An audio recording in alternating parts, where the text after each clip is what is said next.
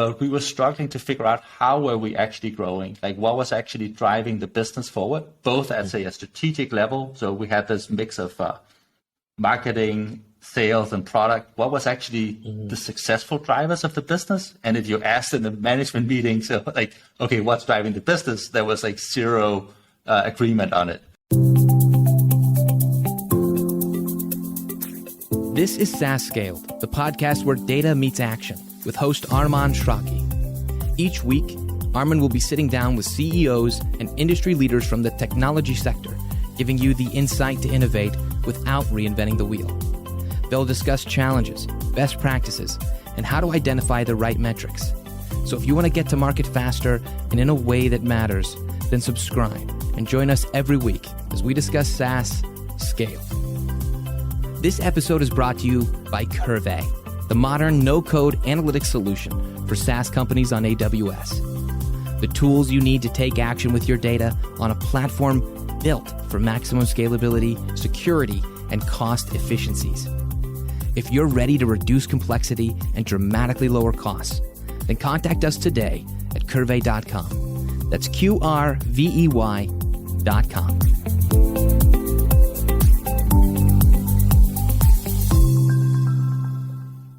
Hello, welcome to another episode of SaaS Scaled. I'm pleased to have Lars at Dreamdata, and we are going to talk about the marketing data. We are going to talk about the business, the way he has started as CEO and co-founder at the company, and maybe if you get a chance, we can talk about the software ecosystem and a startup ecosystem in Denmark a little bit. Where his company is located so great discussion. Stay with us. Lars, welcome to the show and thank you for joining us. Thank you, Arman. I'm really looking forward to the conversation today. Great. Can you tell us a little bit about yourself? And also, we would like to know a little bit about the company, how you started. Yeah, so my name is Lars. I'm the CEO and co-founder of a company called Dreamdata, and as you said, it's based in Copenhagen, Denmark. So quite far away from probably a lot of listeners. So myself, I come from a product background. Most recently, I was at a company called Trustpilot, which is a Copenhagen-based unicorn, also a SaaS company where I led product. And I was leading product together with one of my co-founders, who's called Ole, and he was then the sort of tech engineering side of the dynamic duo at Trustpilot. So that's my background. Dreamdata as a company came out of experiences that Ole and I had at Trustpilot around go-to-market. So basically we had, I would say, a fairly standard setup around go-to-market. It was a SaaS company. We had salespeople, we had marketing, we also had product-led growth. We were maybe a little bit ahead of the curve there. Basically in a go-to-market system, that means you have a lot of tracking data. You have a CRM system full of opportunities and contacts and accounts and activities, and you have like a marketing automation system. And you're spending, millions of dollars on advertising, on, all the venture dollars. They always seek back to Google. So a lot of money going back to Google through Google Ads and to LinkedIn, etc. So very standard setup.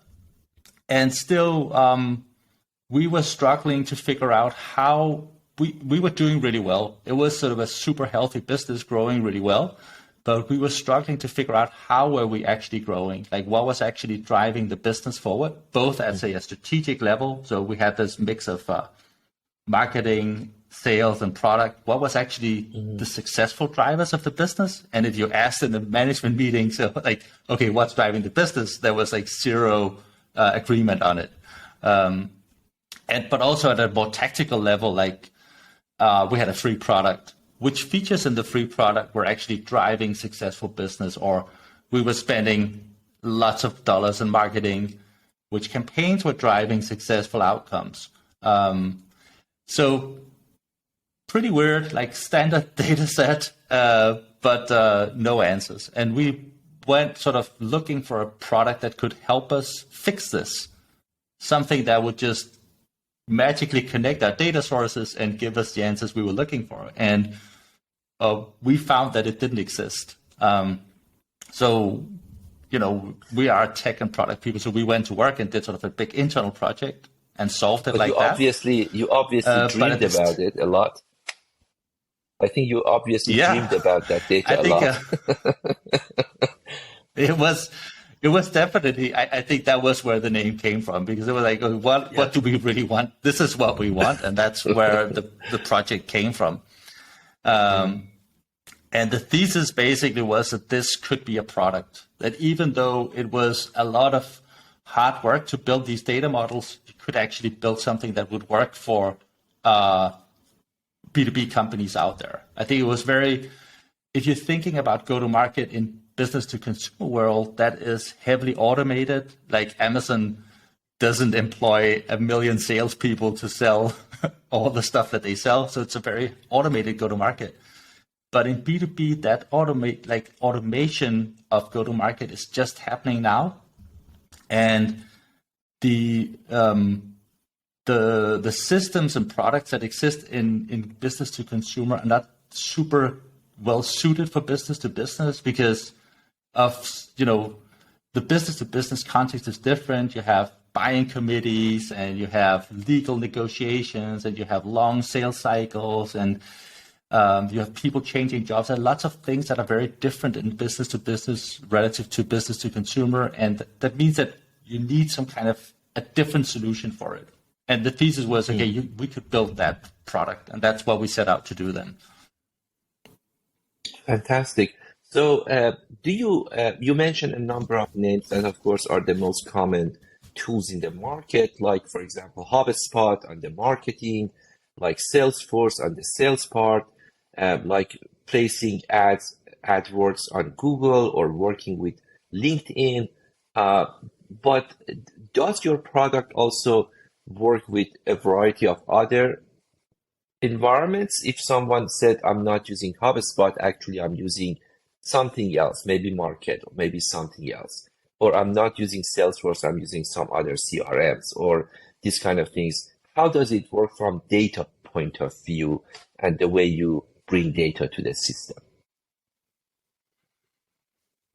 So, we are at early stage venture. We are 4 years into the project now, but we do support many other systems than just HubSpot and Salesforce. So we do support, say, Marketo, or we support Pardot.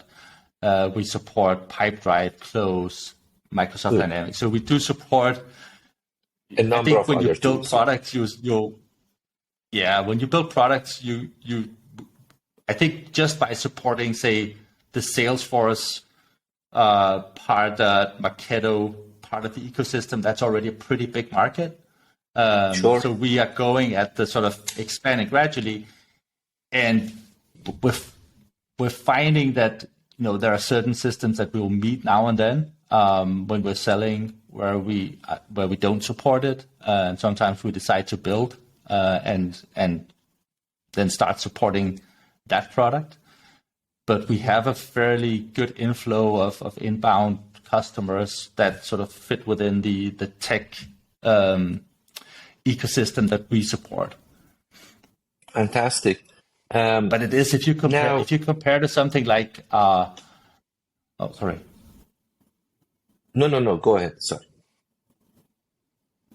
If you compare to something like an ETL product, where the business of the company is to do ETL, like it could be Fivetran, or it could be Segment, or another product. Of course, then your job is to move all types of data in the world into a data warehouse, typically, right? But that's not our goal. Our goal is to support sort of, early adopters of advanced B2B companies that are doing a marketing-led growth motion.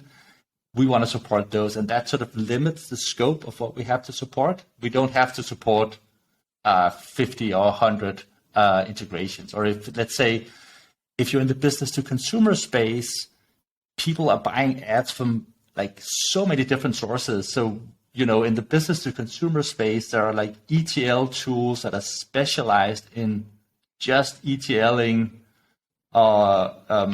advertising data, because you need there's like 500 platforms that you need to support. But in business to business, it's more limited. Sure. Yeah, no, absolutely. I think from go-to-market strategy, that's the right way to go, right? So that definitely your approach is very sound because you wanted to go do 80-20. So if 20% of the systems you support covers 80% of the market size, that's the best place to start. And really, that might be great when you start something at the beginning, and that's the right way to do. Now, this is a good segue to jump into the go-to-market strategy and product market fit and those other topics. So how do you, based on what you do and also based on your experience, how do you see that you can help with the technology you have developed companies understand a better product market fit faster, so they can really pass that phase that is the riskiest phase of any startup, software startup, to pass that phase as fast as possible, understand the product fits this market, define their market based on their product very well, and say, we are there, we are out of that dangerous zone. How do you think your technology can help them to do that faster? I think that's a super good question. Like, how do you do an efficient sort of step from I have an idea to I'm at product market fit? I will be quite honest and say that maybe our product is not really good at that. Unfortunately, we are. I think our customer. I think it's not that we used our product pre-product market fit ourselves, and we were happy about using it. But the real sort of power of our product is more at a sort of growth stage or business as usual stage. That's where you really have where I think finding product market fit, it's something I'm super passionate about, but I think it is often done through other means, right? It's through, I think one of the things I learned by doing a company over just doing product management was I learned, and I know lots of product managers probably know this, but I didn't. But I always thought of product market fit as very sort of product oriented. You had to build a product that would fit with the market. And I think one of the big things I learned was it goes both ways. You build a product, but you also have to figure out what the market is. And you can have a really good product and it has zero product market fit in one market. But if you find the right market, you might have product market fit. So I think that motion of sort of iterating the product to a good product and iterating the market to find the product market fit, I think it's super exciting to do. But for me, it is a lot of qualitative work. It's typically it's also a lot of sales work. It's a lot of engaging with customers and finding who will actually pay for this magnificent product that you're building, right? So it's sort of something that has to meet each other. Is it true to say, for example, if I'm running different campaigns and I'm targeting with each campaign a different segment of the market, and if I can see my data clearly that which one has a higher return on investment, in other words, when I put my money in one of these, it returns my money faster if I target this part of the market, or if I do this positioning or this messaging. That's how I thought that if I'm using Dreamdata and I'm getting my data analytics faster, so it gives me the insight I need, it just automatically, not automatically meaning with no effort, but meaning it helps me to do it faster, right? So better understand, this is where I should really put my attention. This is what market tells me that they get a better result from my product than the other part of the market. And I think that's really the part that for most part, many companies, many startups are lacking, because either the data doesn't come back to them the way they want, or the data comes back when it's too late And if you get the data back, it takes more than 6 months, 9 months, 1 year, not useful anymore, because then it takes a while for you to change the product and you cannot afford to really go back and correct it and try again. The cycle has to be much faster in order to be efficient. Yeah, I totally agree. Yeah. I think that's a fundamental thing. Yeah, and that's what I can our product use does help. Yeah. Your product helps with that. Yeah, absolutely. Okay. I think you can say our product you can think of it as 3 layers. There's like a data layer, which is ingesting the data, processing the data, building data models. And that is, of course, super exciting if you're a data person. And you can use that data directly. And then we have sort of an analytics layer where you can do analytics on top of the data, figure out what works, what doesn't work, but you're still required to take action yourself. And then we're building sort of a 3rd layer now, which is like direct actions on top of the data. So basically, it's a little bit similar. If you're in a modern data stack, you'll be using reverse ETL maybe to automate data back. So we're building sort of specific use cases for reverse ETL, giving audiences back to ad platforms or giving data back to CRM systems so that a salesperson can work faster, like that type of thing.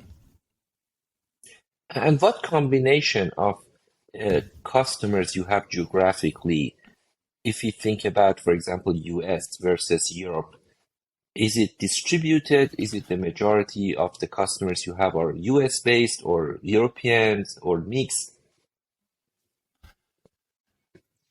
So we have a nice mix. US is our biggest market, so it's about 1/3 of our business. We're from Denmark, so we have disproportionate, like Denmark is a very small country. It's like 6 million people. So we have a disproportionate large share of business that's Danish, but it's still quite small. And then we have sort of rest of Europe. Of course, Germany is quite big for us. We have targeted companies that are like that accept an English-only version of the product. I think that's been a fundamental starting point for us. So that also sort of it's more of like a slice in the market that can accept that. But the biggest market for us is definitely US, and also where we see the biggest growth potential for us. Okay, fantastic.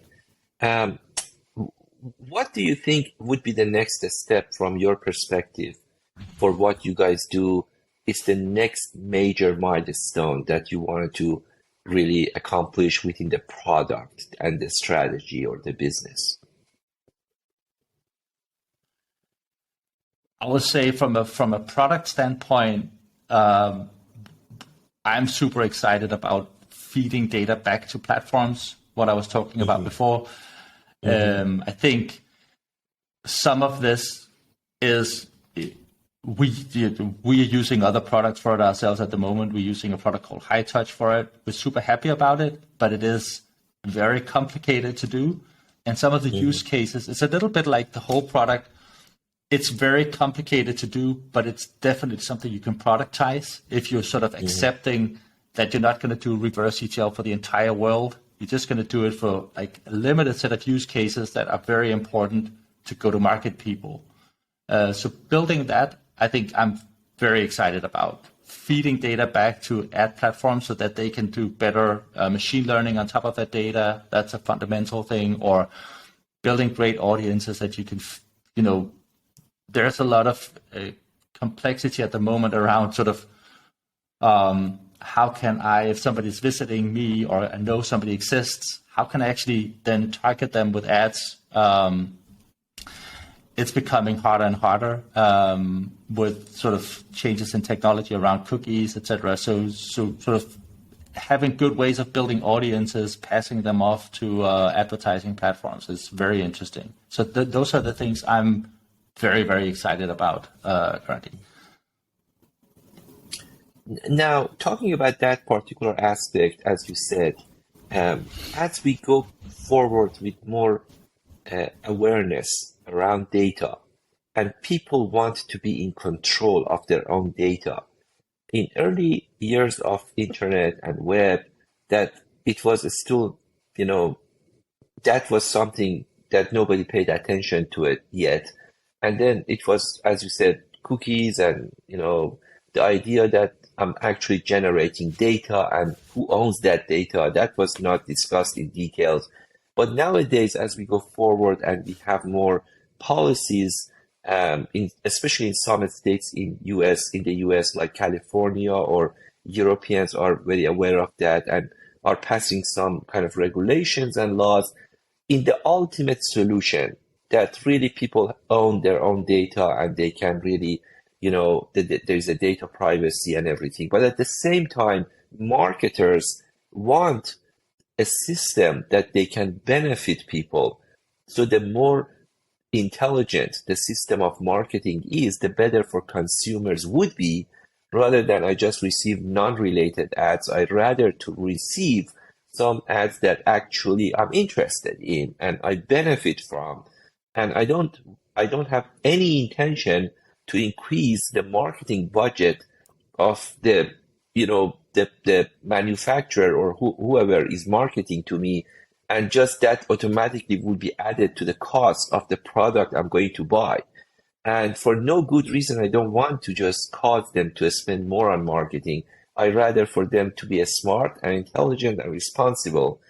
So how do you think this will kind of go to get there in a kind of nice middle ground, that it doesn't really, if it's end of cookies, if it's end of, if Apple devices are going to every year be worse and worse from marketers' perspective to really track the viewers and they get no data out of it. And at the end of the day, how do you see this will impact the kind of work that you guys do from connecting the data and understanding who's coming from where, who's spending on what, and then, connecting the revenue number and connecting the traffic number and everything together?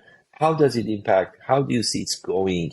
And, what is your view in the next 5 years with regard to those kind of things? That's a very good question. I think maybe at one end there is sort of I feel that there's a differentiation between business to consumer and business to business. I think a lot of what we see in terms of privacy regulation is coming out of practices that were happening in the business to consumer space. And basically, you can say, I would agree that a lot of advertisers or tech platforms would be overreaching and doing things that were like creepy or not nice to be exposed to. I think the way I think about it is a bit like, I go down the high street, I go into a shop, I buy a pair of shoes. Next day I come back to the same shop, and, the guy I bought the shoes from, he comes over and says, hey, I remember you bought the shoes yesterday. Are you looking for, I don't know, a bag to go with those shoes? I don't necessarily feel that that's weird. I think that's good service. It's like the person in the shop is remembering me, remembers what I did. I think that is, for most people, that's good service. I think what gets creepy is if I, the next day I go into another shop. It's completely unrelated. It's actually like a tech shop or whatever. And they say, hey, I know you bought those shoes, but you also looked at this bag, but I actually have a cheaper version of that bag. Don't you want to buy that? I think that's the kind of thing where people freak out when you're sort of like, how do you know that? I don't think that it's natural that you know what I did somewhere completely unrelated. And I think that was basically what was happening in this world of tracking and retargeting and targeting of consumers. And I think that brought a lot of people to the conclusion that they didn't like that. And I kind of understand that. The big movement that has been happening in the market to mitigate this, and that's maybe the last at least 5 years or so, is like this movement towards first-party data. Of course, there's out on the fringes, there is a bunch of tech giants and also smaller ad companies that are fighting this wave of sort of like, I don't like this. So they're trying to sort of, they're playing catch up against Apple and other tech vendors that are fixing this. But for most people, the solution is first-party data. So it's saying, hey, I'm going to care about the data I have. So I'm going to do my best to remember that you were in my shop yesterday. I'm going to do my best. If you told me your name, I'll try to remember it so I can say, hey, Arman, great shoes. So first-party data is really the solution for this. And that's fundamentally what you do is all the data that is in your CRM system, in your marketing automation, your tracking, that is first-party data. That's data that you as a company has generated with your systems. And that's the solution. And then, of course, you have to be careful about how you treat that data. I think there's a very big movement towards thinking a lot about what actually happens to that data. I remember maybe the bad old days when, if we wanted to try a new go-to-market system in some company, I'm not going to say which, then we would just connect it. We wouldn't really think about, okay, I'm connecting this go-to-market system. That means that now they can see the email addresses of a lot of people, and why should they be seeing those, right? So there is a growing sort of awareness in the market that, hey, we have to take care of people's data. So one end, it's like first-party data. Take control of the data you as a company have about your customers. Make sure that you know it and you can work with it. And at the same time, let's be careful not to hand it off to someone who we don't know who is, where it's going to disappear. It's fine that you have your CRM system, that's Salesforce. Okay, they're going to have your customer data. That's probably fine. But maybe you don't want to connect some weird system that you don't really know what is, and they can then see all those email addresses, right? That's not okay. That's great. Very good insight. Thank you. Now, I have a different topic. I would like to ask that question. We have seen some metropolitan areas growing at a different pace in a different way, pre-COVID versus post-COVID. For example, I spent 2 months during the last few months. I was in Miami, and that ecosystem is booming, right? Post-COVID, Miami is booming. It's especially for people in crypto, Web3, virtual reality, maybe even video games. That ecosystem is just growing like crazy, growing fast. It's a good ecosystem. And they have access to, 50 nations of, Latin America. And they have access to, of course, the US and, Canada and everything. It's a good hub.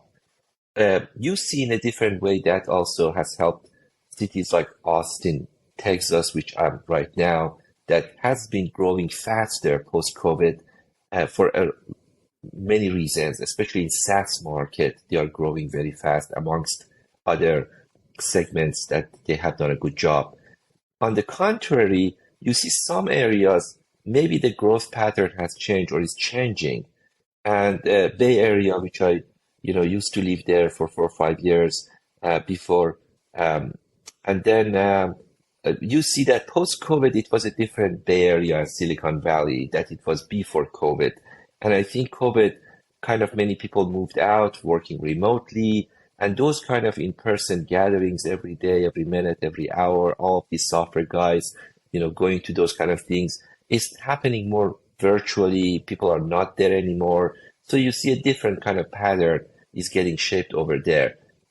How do you see, Copenhagen and Denmark in a kind of software industry and in a kind of a startup? Do you see any changes pre-COVID, post-COVID? How it's shaping? I have heard that it's growing market. It's very startup-friendly kind of environment, and many startups starting there. But how do you see it pre-COVID, post-COVID? How does it do? I think a lot of what is changing in Copenhagen is, and that also goes for other like tech hubs in Europe. At least I think it's more about sort of let's say funding cycles that you have. Like in the Bay Area, of course, you have like a long history of venture-backed companies where you have exits, and then that sort of spawns an ecosystem.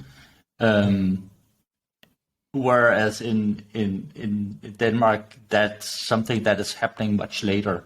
And some of what is then creating sort of a boom in startups and in successful, say, growth stage companies is more, I feel it's about, that there's a wave of successful startups that spawns sort of a generation of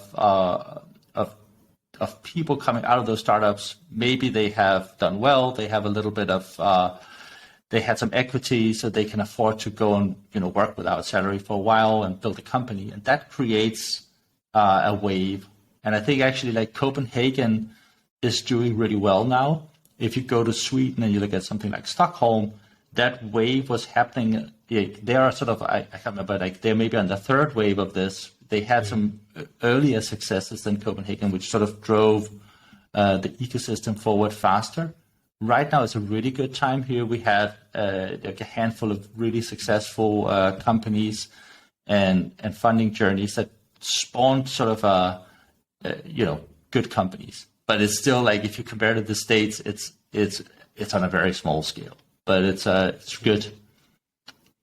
Okay, fantastic. That's good to hear.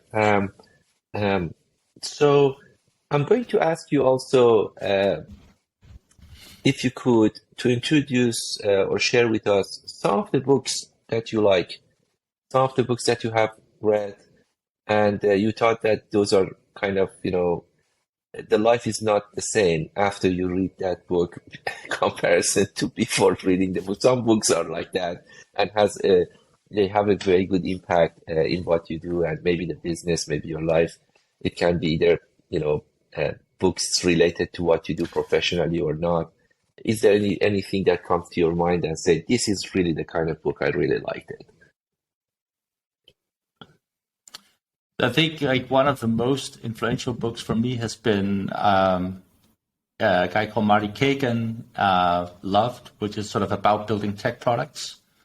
So that has been a very influential book for me. Sort of how do you build tech products in, like, what is the modern way of building tech products? So I think that has been sort of a very influential book for me.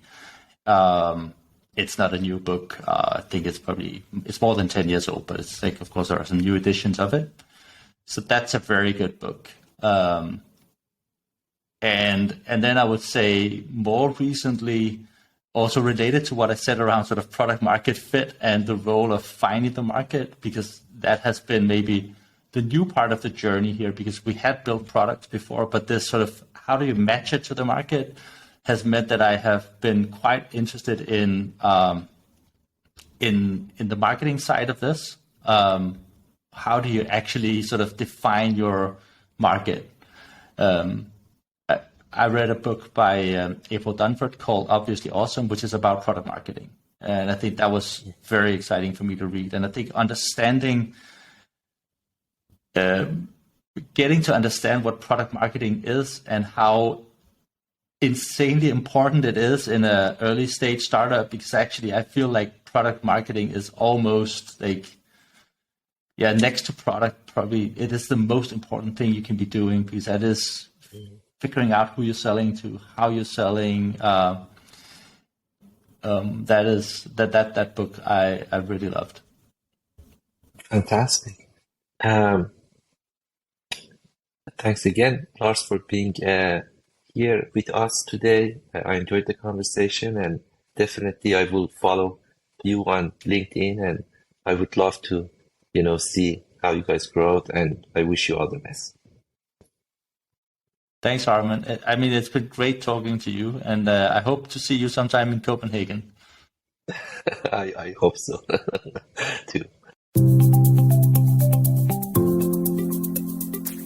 Thank you for listening to SaaS Scaled with Arman Eshraghi. For show notes and any resources mentioned in today's episode, go to SaaSscaled.com. If you're enjoying our show, give us a 5-star review and share on LinkedIn. And be sure to subscribe for any updates on future episodes. Thanks for listening. This episode is brought to you by Qrvey, the modern no-code analytics solution for SaaS companies on AWS. The tools you need to take action with your data on a platform built for maximum scalability, security, and cost efficiencies. If you're ready to reduce complexity and dramatically lower costs, then contact us today at Qrvey.com. That's Qrvey.com.